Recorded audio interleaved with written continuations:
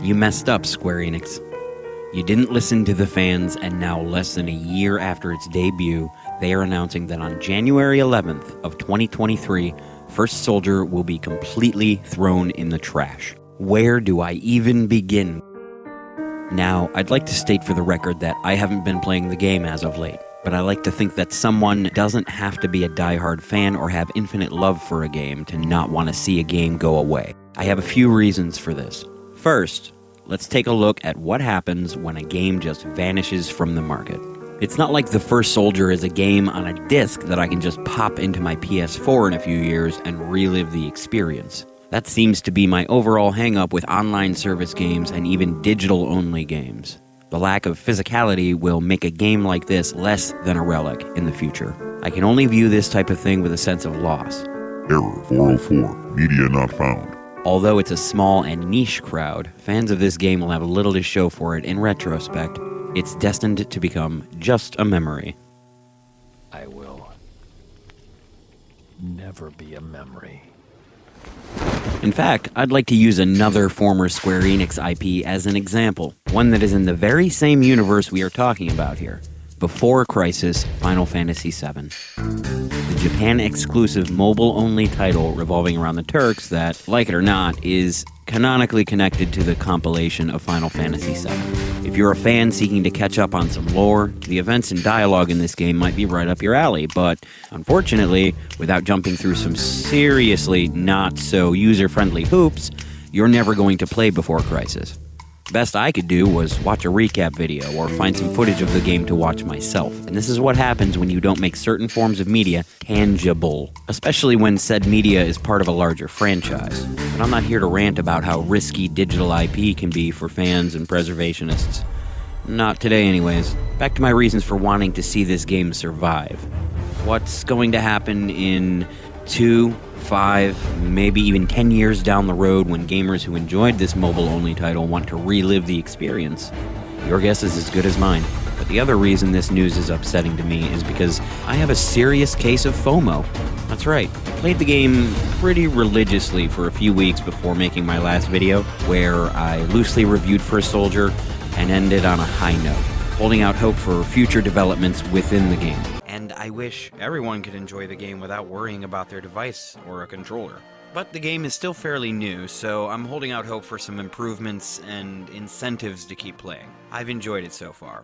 Shortly after posting that video, I put the game down. Not for a lack of interest, but because my personal life got in the way.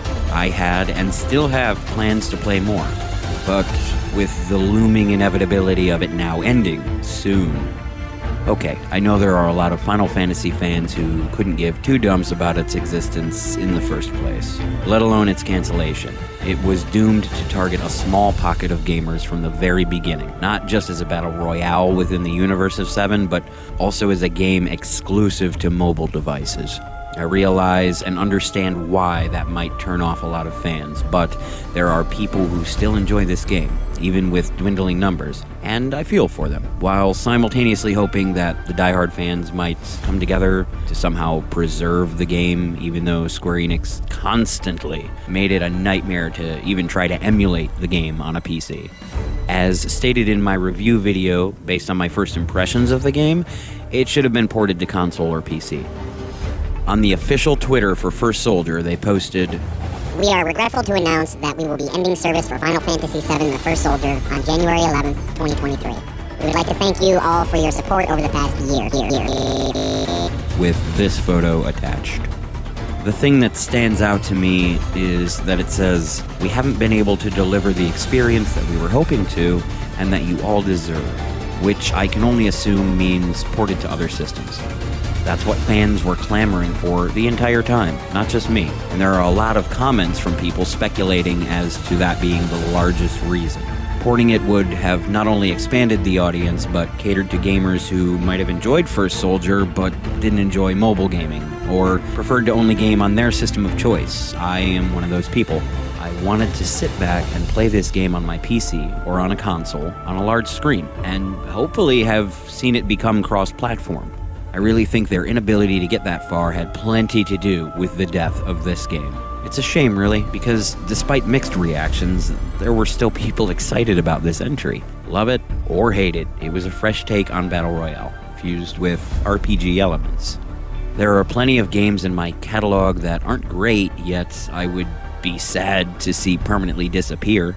I think when all is said and done, there will be people who want to see what this game was like and won't have the ability. That's one of my biggest issues with all of this. Final Fantasy and its various offshoots are loved by so many.